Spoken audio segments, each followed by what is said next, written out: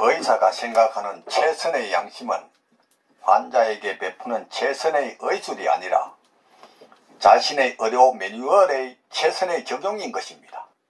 그 매뉴얼이 설령 사람을 죽이는 것일지라도 자신의 배운 한도 내에서 자신의 최선의 적용을 했다면 자신은 의사로서 할 일을 다 했다고 스스로 위로하는 것입니다.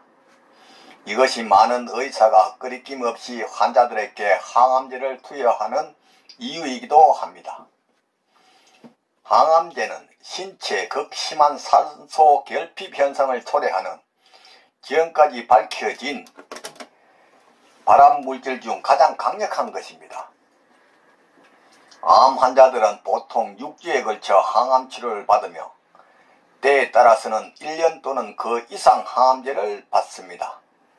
혹 암세포를 강력하게 공격하는 항암제가 있다면 그만큼 정상세포에도 심한 타격을 입힙니다.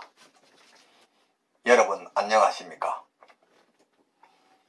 웰빙 100세 시대 시사 걷자 자격으로 아름답고 행복한 더불어 사는 세상을 만들어가는 소엽선생의 웰빙 생활 건강 TV입니다.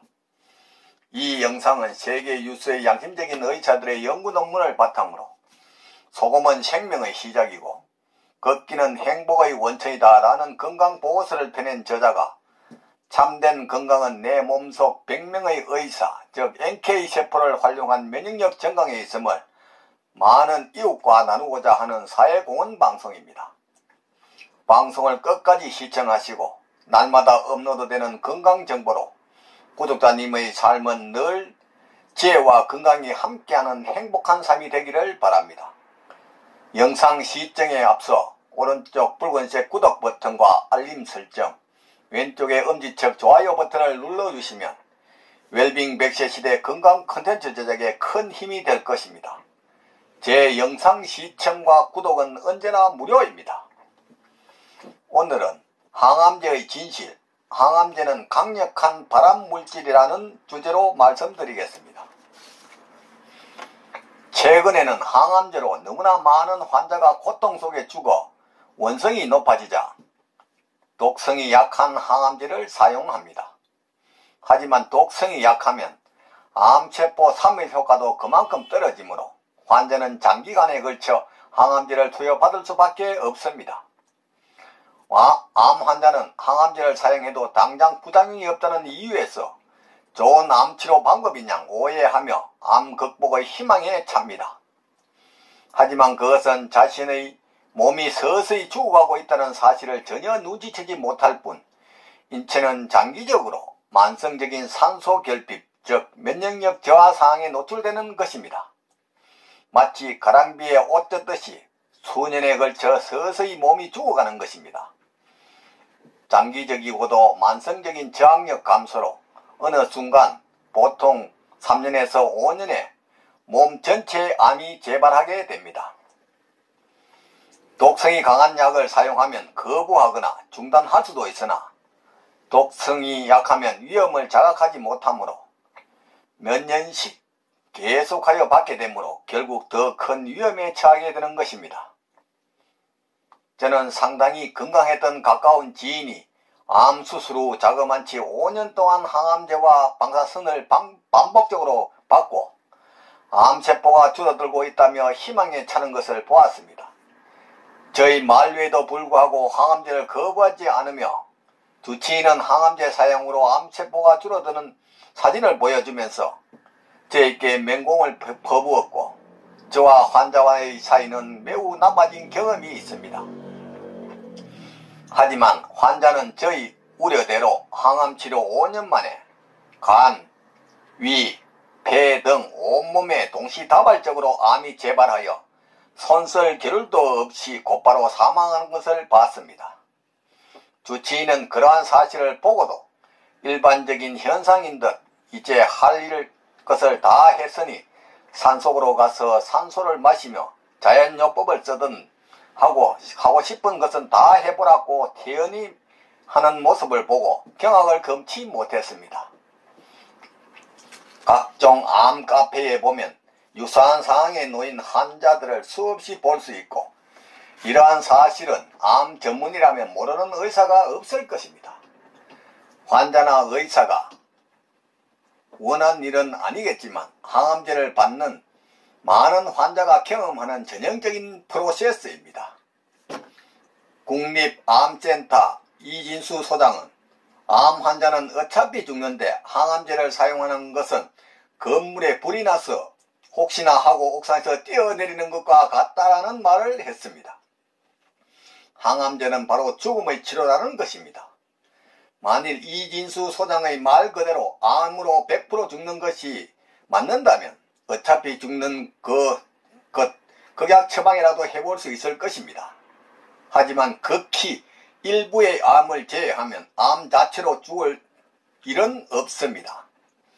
극약 처방을 할 이유가 없다는 얘기입니다. 암이 죽는 병인지 아닌지는 항암제를 살해당하다라는 이 책의 앞부분 암은 죽는 병이 아니다라고 수많은 사례와 논리를 잘 읽어보시기 바랍니다. 항암제가 암을 유발하는 이유는 세계 최대의 제약회사인 화이자가 생산하는 항암제인 플라토신을 사람에게 투여하면 쇼크사, 심장정지, 심근경색, 협심증, 뇌경색, 혈압저하, 감염, 급성심부전, 요단백, 심부전, 혈뇨, 무뇨, 요독증, 조혈장애, 혈소판 감소 등의 부작용이 나타날 수 있다고 언급되어 있습니다. 이러한 부작용은 왜 나타나는 것일까요? 그것은 바로 항암제의 독성에 의해 극심한 활성산소가 발생하므로 인체 모든 장기에 산소 결핍을 불러오기 때문입니다. 활성산소는 세포를 산화시켜 혈류를 방해하므로 몸 전체에 산소 결핍을 불러와 인체 어디든 암을 유발한다는 것입니다. 암 전문의들은 이러한 사실을 두고 환자 본래의 암세포가 남아있다가 다른 조직으로 암이 확산하고 전이한 것이라고 말합니다. 하지만 그것은 현상을 올바르게 파악한 것이 아닙니다. 정식한 대부분의 암세포는 기존 암 환자의 몸에 있던 암세포로 인한 것이 아니고 항암제에 의해 정상세포가 암세포로 바뀐 것입니다. 이 주장의 사실성이 의심스러우면 건강한 동물 혹은 암에 걸린 동물의 암을 제거한 후 항암제를 투여한 그룹과 항암제를 사용하지 않고 자연 방치한 질을 비교해보면 6개월이면 결론이 나올 것입니다. 요컨대 항암제가 기존의 암세포는 사멸시키지만 그로 인해 몸 전체의 정상 조직에서 암이 발병합니다. 암 발병의 유일한 원인은 산소 결핍인데 항암제를 맞은 환자들은 두통, 구토, 전신피로, 무기력증, 식욕부진, 집중력 저하 등을 호소합니다. 이러한 증상들은 연탄가스의 중독 등과 같은 전형적인 산소 결핍 증상입니다. 항암제는 면역력을 급속하게 떨어뜨립니다. 항암제가 몸속에 들어오면 우리 몸은 이를 적으로 인식하고 공격하는 과정에 많은 활성산소가 발생합니다. 이 활성산소에 의해 면역세포들이 죽어 혈액은 노폐물로 쌓이는데 즉 산소 결핍은 더 심해지고 그나마 조금 남아있던 면역력마저 급격하게 떨어집니다. 그 결과 정상세포마저도 새로운 암으로 진행될 뿐만 아니라 암세포의 정식을 억제하지 못해 암은 급속도로 퍼지는 것입니다. 항암제를 사용하면 면역력의 바닥이 난다는 사실을 의사는 물론 웬만큼의 암 정보를 갖춘 환자라면 다 아는 사실입니다. 면역력이 떨어지면 암세포가 급속하게 퍼진다는 사실은 현대의학 스스로 밝힌 사실이기도 합니다. 안 그래도 쇠약한 암 환자의 몸에 그러한 독성 물질을 넣어야 하는 이유를 의사나 환자 스스로 한 번이라도 생각해 본다면 절대로 항암제를 사용하지 않을 것입니다. 이 내용은 항암제로 살해당하다는 책에서 뽑은 내용입니다. 오늘은 항암제의 진실, 항암제는 강력한 발암물질이라는 주제로 말씀드렸습니다. 삶에 쫓겨 방치하다시피 한 몸, 병이 와서 소문난 병원이나 유명한 의사가 병을 고쳐줄 것이라며 방황하지 말고 미리 내 몸 안에 100명의 의사를 활용한 자연치료력으로 천하보다 소중한 내 생명, 건강을 지키시기 바랍니다. 부모, 형제나 친구, 심지어 의사 등 그 누구도 대신 아파주거나 책임져 주지 않습니다.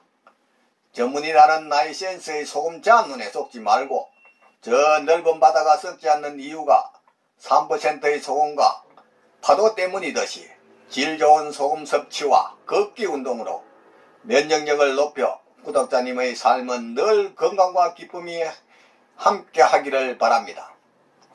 오늘은 보람찬 하루였습니다. 내일은 더욱 멋지고 행복한 날이 될 것입니다.